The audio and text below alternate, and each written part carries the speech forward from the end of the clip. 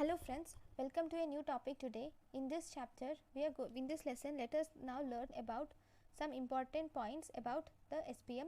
Okay, in this first we will learn about the definition of health. See, all these are definitions, everything is theoretical. Wherever I could explain, I'll explain. Okay, so in 1948, the definition of health was given. During that time, the definition of health was given. The concept has complete physical, mental and social well-being. The health is called as physical, mental and social well-being, not merely the absence of the disease, sorry, not merely the presence of the disease. Okay, so ability to lead a social and democratic productive life. So not merely the absence of the disease, sorry, absence, okay, not merely the absence of the disease is health. So now the health concept has been changed, and now it has been given as the concept of health is not just concept of well-being. It has given almost 4 different concepts for health. One is biomedical concept. What is biomedical concept? According to biomedical concept, health is just absence of the disease. This is based on the germ theory of disease. This is mainly based on germ theory of disease. Then the next concept is according to ecological concept. Ecological concept is the equilibrium between the man and the environment is taken into account here. That is, ecology is taken into account here. Okay, here disease is maladjustment of human to the environment. If humans cannot cope up with the environment properly, then that is ecological concept of the disease. Then we have psychosocial concept of the disease. This is based on the social, cultural and psychological and economical aspect the individual should be healthy. Then we also given concept about the holistic concept. What is this holistic concept? Holistic concept is all these 3 concepts together called as holistic concept of disease. Okay, so this definition of health has been given. Now we have something called as positive health. So what is positive health? Positive health is, here there is proper functioning. In positive health there is proper functioning of body and mind is seen in positive health.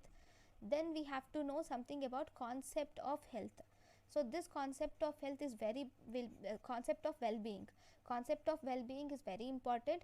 So well-being, concept of well-being is divided into 2 types. One, we have objective concept. Second, we have subjective concept. According to objective concept, we have 2 things, that is standard of living and level of living.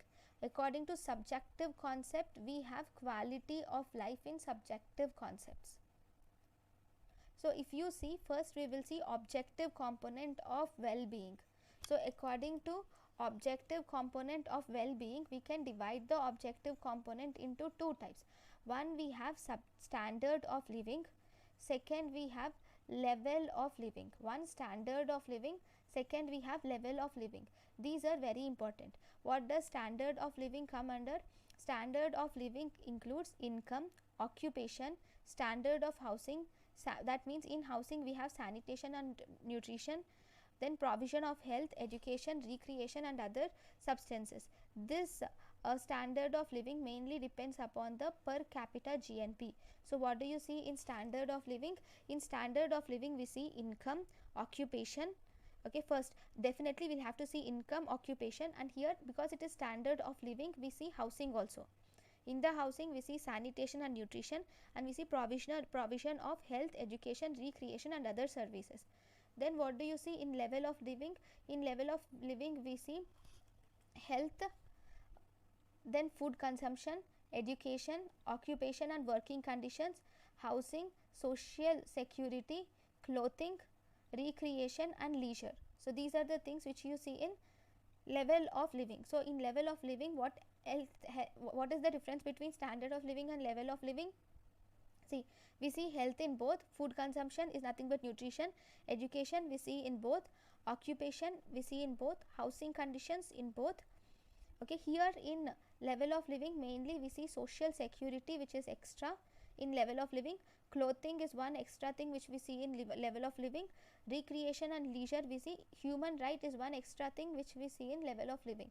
Similarly, in standard of living we see income, which is different, and sanitation are the 2 unique features which you see in standard of living. So these both you should remember. And now according to UNO, United Nations has used this level of living as the parallel to standard of light.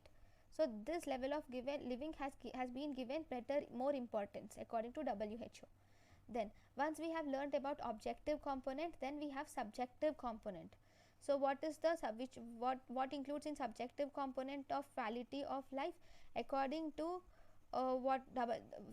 in the subjective component, first we will have to see the quality of life.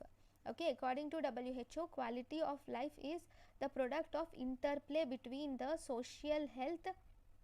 We have seen the product of interplay or the product of relationship between the social health, environmental health, and human and social well-being.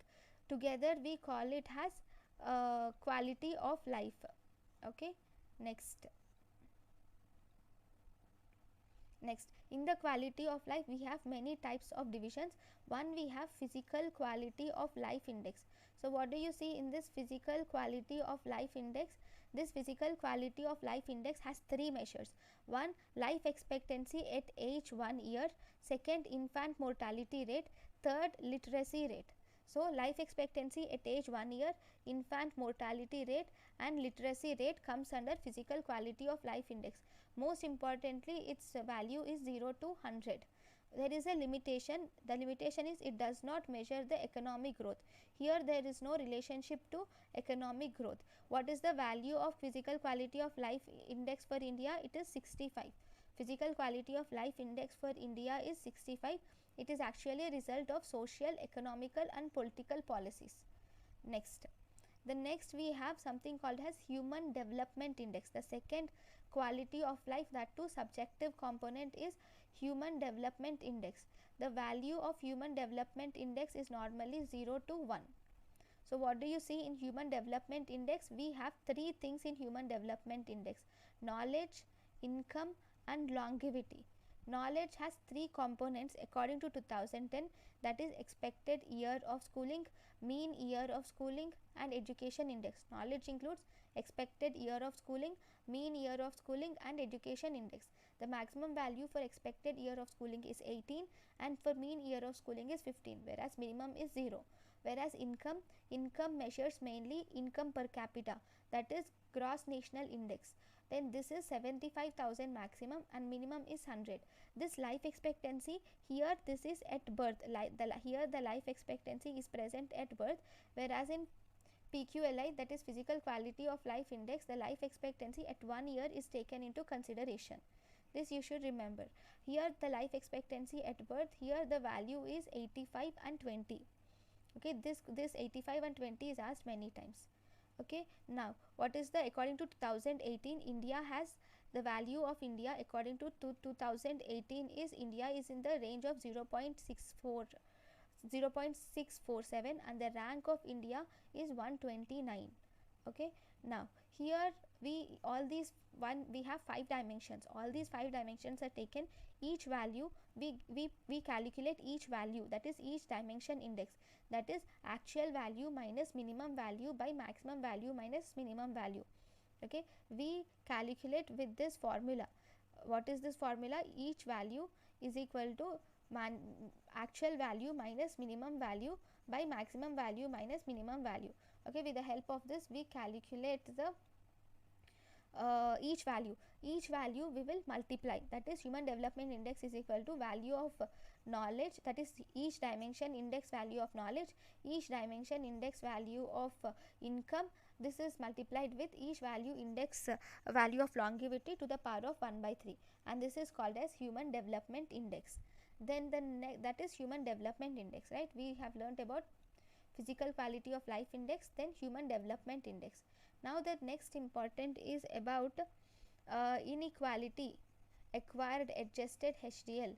So what do you see in this inequality adjusted HDL? So in this inequality adjusted HDL, now this HDI human development index will mask the inequality in distribution of human development. So that inequality is masked by this HDI. Now this inequality adjusted HDI, this will consider the inequalities of each dimensions. and those are also subtracted from the HDI. So here if we subtract the inequality from the HDI, then we get this inequality adjusted HDI, right? Next dimension we have here is human poverty index. We have something called as human poverty index. So what do you see in this human poverty index? This human poverty index is given in 1978, and according to this human poverty index, it is actually complementary to HDI. Okay, we have two different types of human poverty index. This human poverty index differs based on whether it is present in developed countries or whether it is present in developing countries. Okay, in developing countries we have three probability scores, that is P1, P2, P3. Okay, P scores, that is human poverty index, right? So first P1 shows the probability at birth of not surviving to 40 years. P1 is probability of birth not surviving to 40 years is taken into account, whereas in P2 adult illiteracy rate, it is not literacy, see, it is adult illiteracy rate is taken into account. In P3 we take unweighted average of percentage of people who are not using improved water source, the people who do not have improved water source, and also percentage of children who are underweight for age. So these three parameters are taken in developing countries for human poverty index. So what are they? First, probability at birth of not surviving till 40 years of age, adult illiteracy rate, unweighted average of percentage of population not using an improved water source, and percentage of children underweight for age. Then this is more then if you see the one in developed countries, we see different one. So what do you see in developed countries? In developed countries we have four parameters. P1 is probability at birth of not surviving to age 60 years. So in developing countries, if age 40 is taken into consideration, in developed countries we take age 60 as consideration. So in developed countries, probability at birth of not surviving to 60 years. Then percentage of adult population lacking functional literacy skills, it is almost similar to being illiterate. Then in P3, percentage of people living below the poverty line, and in P4, rate of long term employment. So if you see here, we take people living in below poverty line and employment has separate entity, whereas in developing countries we take water source and the underweight children has poverty index. But now this human poverty index has not been used now, and now we are using a new index which is called as multidimensional index, and we call this as multidimensional index. This multidimensional index has a score of 0 to 1. Okay, according to this multi-dimensional index, there are three dimensions. It takes into account three dimensions: one, health; second, education; third, living standards. Okay, so if you see in health, it is taking into account the child mortality and nutrition. These were given the value 1/6. What are taken into account here? Child mortality and nutrition. In development, in multi-dimensional health index, we take child mortality and nutrition, and these are given 1/6. Then in education, we take into account years of schooling and school attendance. And this is given the score of 1/6. Then living standards, we have fuel, water, electricity, toilet, floor, assets. Fuel, water, electricity, toilet, floor, assets are taken as living standards, and these were given the value of 1/18th, and we will calculate the multidimensional index. So that means this multidimensional index has three dimensions, right? What are they? Health, education and living standards has three dimensions, and it has 10 indicators, which are child mortality and nutrition under health, years of schooling and school attendance under education, fuel, water, electricity, toilet, floor, assets. Fuel, water, electricity, toilet, floor, assets has living standards. Okay, now with these we will measure an international measure of acute poverty is measured for over 100 countries. Okay, and how are we going to quantify it? quantification is done by percentage. If the percentage of people 20 to 33 to 33.33% are, if after calculation if it falls between 20 to 33.3, it is vulnerable to poverty. If it's more than 33.3 have these deficiencies, then it is they are poor. Whereas if it accounts to more than 50%, then they are severe poverty. Okay, in India we have the value has 0.21, that is equal to 27. So 27%, which is poor according to India. Okay, then interpretation. Here poverty is seen in deprivation, or poverty or deprivation is seen in more than one third of the people. Okay, so this is about multi-dimensional index. It has replaced the HPI nowadays. Okay, now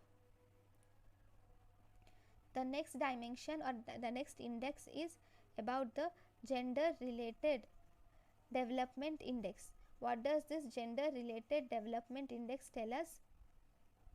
What does this gender related development index tell us? This is about the two genders. What is the difference between two genders? Okay, here we take into considerations the same dimensions which we take in human development index.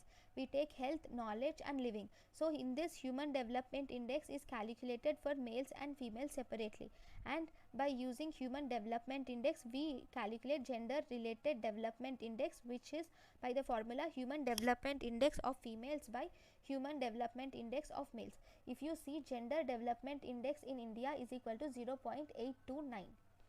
Right, then the next index which we have is gender inequality index. We have something called as gender inequality index. What does this gender inequality index tell us? In this we have general inequality index. Now this gender inequality index will reflect the gender based inequalities in three dimensions. That is, here we take into account the reproductive health. Okay, we take into account the empowerment and economic activity. In gender inequality index we mainly take into account the reproductive health, empowerment and economic activity. So if you see the reproductive health, in this we mainly include maternal mortality and adolescent birth rate. Maternal mortality and adolescent birth rate are taken into account.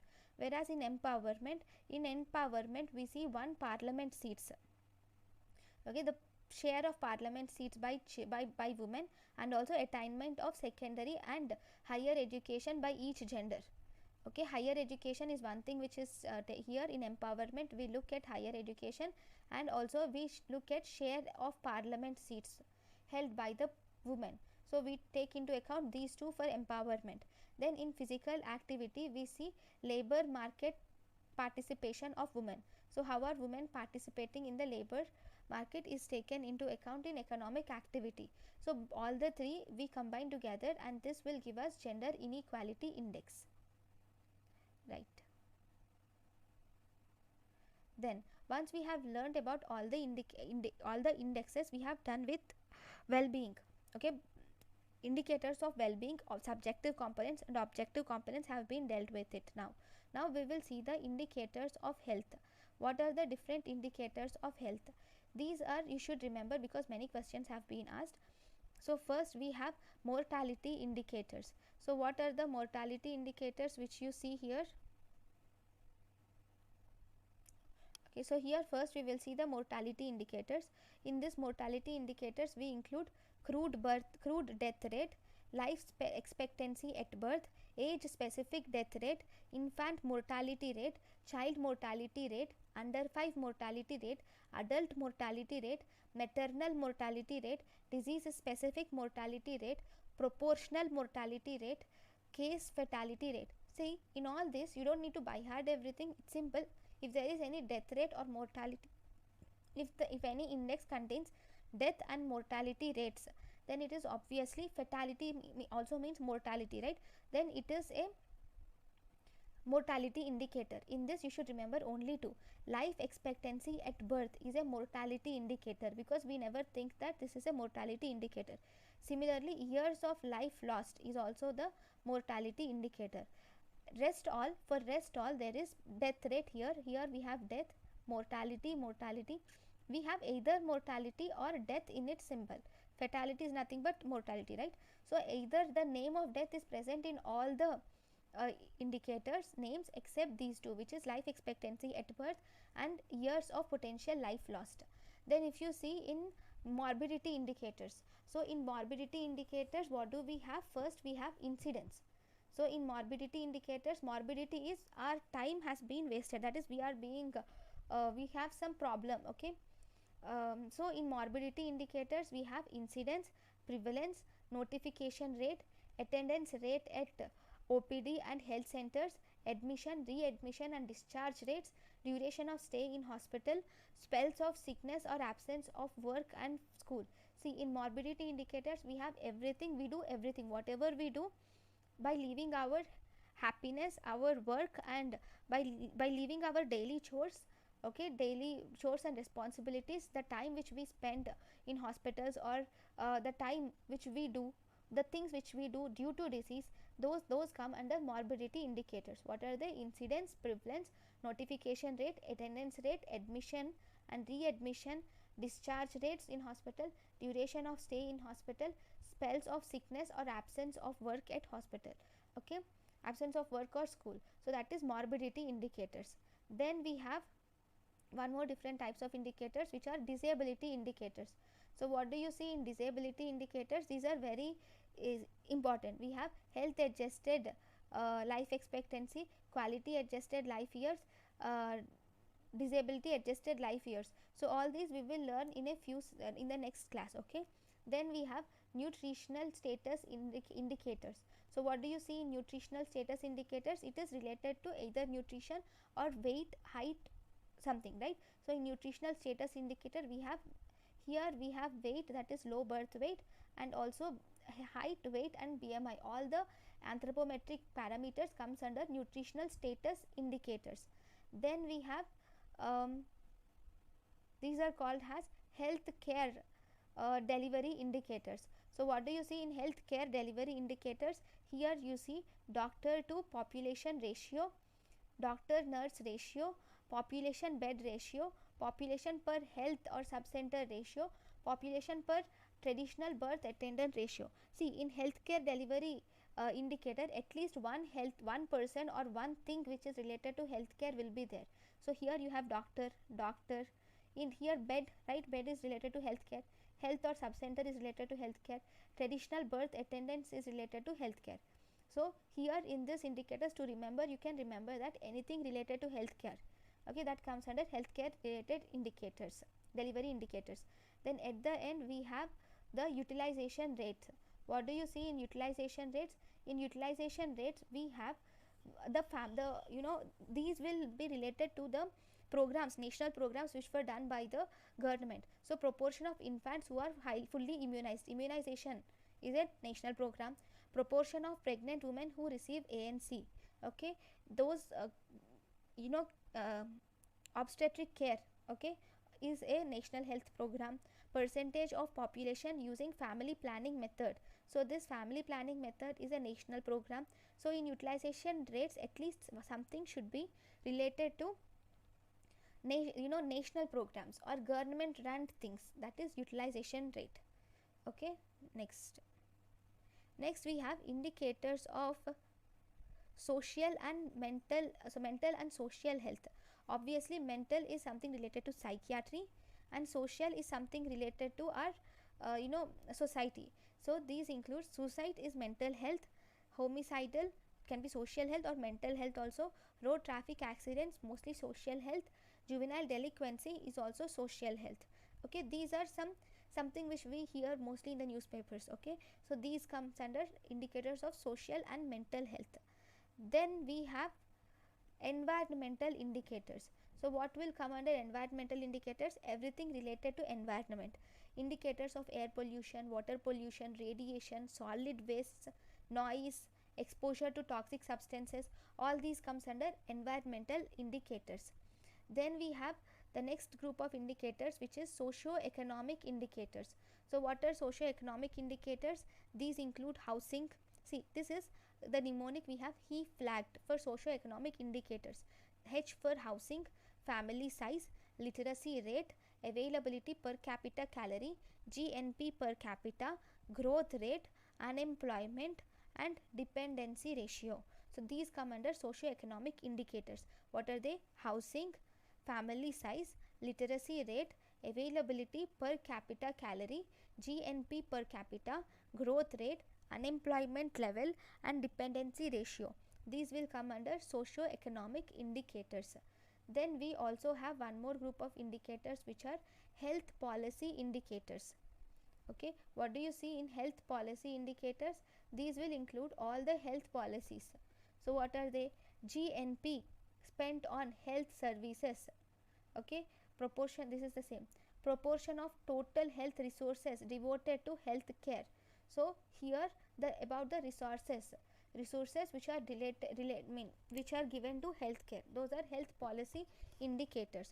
Okay, so these are the different indicators which were asked many times in the exams. Now I told you about disability indicators, right? So we will learn about them in detail because questions are asked in this. So in disability indicators, first we have Sullivan's index or disability free life expectancy. We have Sullivan's index or disability free life expectancy. If you see in this life expectancy, we take into account life expectancy minus duration of disability. In Sullivan's index, we have like life expectancy minus duration of disability is seen in Sullivan's index. So what do you see here? In India, life expectancy is 62.6 years and duration of disability is 7.6 years.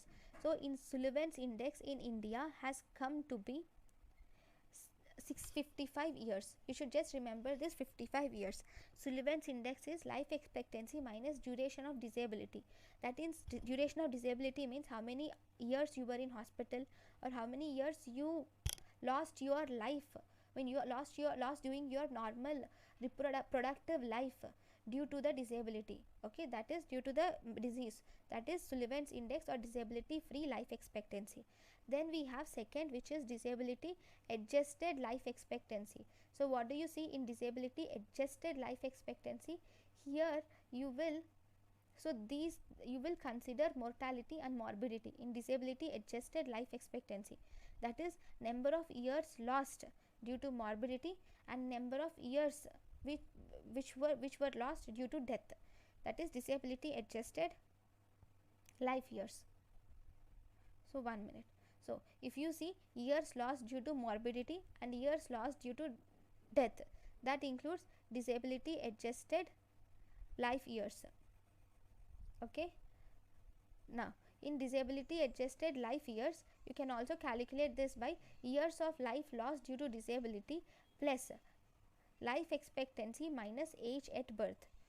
Okay, this is calculated by years lost due to disability minus plus life expectancy minus age at death. Okay, this is disability adjusted life years. Some one liners are asked from disability adjusted life years. This shows this disability or adjusted life years will measure the burden of the disease properly.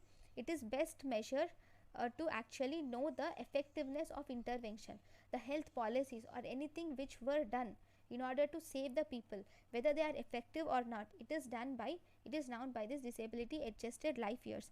This will express the lives lost. It is not telling you the lives which you are living. It is telling you the lives lost due to premature death. So one disability adjusted life years is equal to 1 year of life lost. Okay, that is, so disability of adjusted life years is years of life lost plus years of life lost due to disability. Okay, then the next index is we have quality adjusted life years. We have something called as quality adjusted life years. So what do you see in this quality adjusted life years? Here you see that here mainly quality is adjusted, right? Here both quality and quantity of life lived is seen. Both quality is seen and quantity is also seen. So here this is the life which is lived. In disability adjusted life years, that is life lost. Here life lived in perfect health, the life in which you are living perfectly, that is disability adjusted life years. This disability adjusted life years is used to assess the value of money of an intervention, whether the intervention is successful or not, whether it is useful or not will be known by quality adjusted life years. Okay, what is this quality adjusted life years? This is additional years of life lived plus health related quality of life. What is the into health related quality of life? You will see additional years of life that you have lived due to the intervention which we have done. The value of life or the additional amount of additional life which you lived, that is taken into account, and also the quality of life is taken into account. So this is mainly known by this graph. So in this graph, first you will find the perfect health or quality of life. This is plotted against the length of life. So length of life into quality of life is the quality of life years.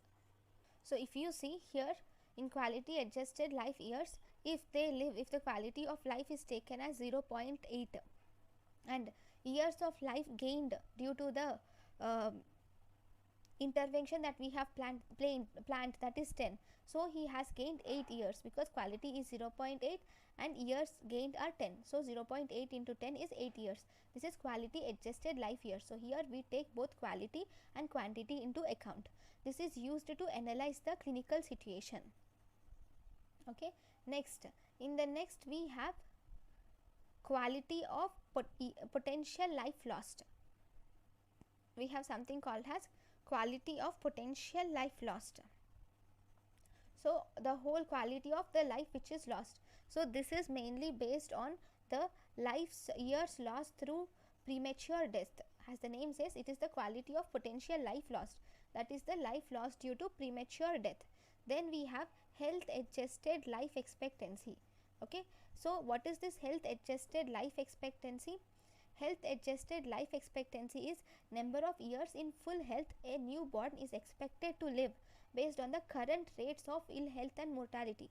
Based on the current rates, how many years will the newborn live is health adjusted life years. Okay, that is the number of years in full health a newborn will live. Okay, that is health adjusted life years. This has now recently replaced the disability adjusted life expectancy. Now, based on the life expectancy at birth, this health adjusted life years is also adjusted for time spent in poor health also. We can also adjust this for time spent in poor health also. Okay, so this is about health adjusted life expectancy. Next we have to learn about the one more important thing is below poverty line. How are you going to take into account the below poverty line? We call it as below poverty line if we take the calorie intake. If we see the calorie intake in rural India, it is less than 2400 kilocalories, and in urban India, if the kilocalorie intake is less than 2100 kilocalories per day, then we call it as below poverty line. Then we have income per capita. According to income per capita, we were given two indexes. One, we have Tendulkar index, and we have Rangarajan committee based on the proposal. So based on the Tendulkar proposal, we have less than 27 rupees if a person earns less than 27 rupees per day in rural India, and or if the person earns less than 33 per day in urban India, we call it as below poverty line. That accounts for 22.22% of below poverty line. So this accounts for 22% of below poverty line, right? Then according to Rangarajan committee, if a person earns less than 32 per day in rural India and less than 47 per day in urban India, that accounts for 29.5% of below poverty line. Then we call it as below poverty line. Then we have income per capita. According to income per capita or World Bank income, we call it something as extreme poverty if the US dollars is less than 1.90 per day, or we call it as moderate poverty if it is less than 3.10 per day US dollars. Okay, so this is about below poverty line. Then this is about the everything about the indices. So thank you guys for watching my lecture. In the next class we will learn about natural history of disease. Thank you.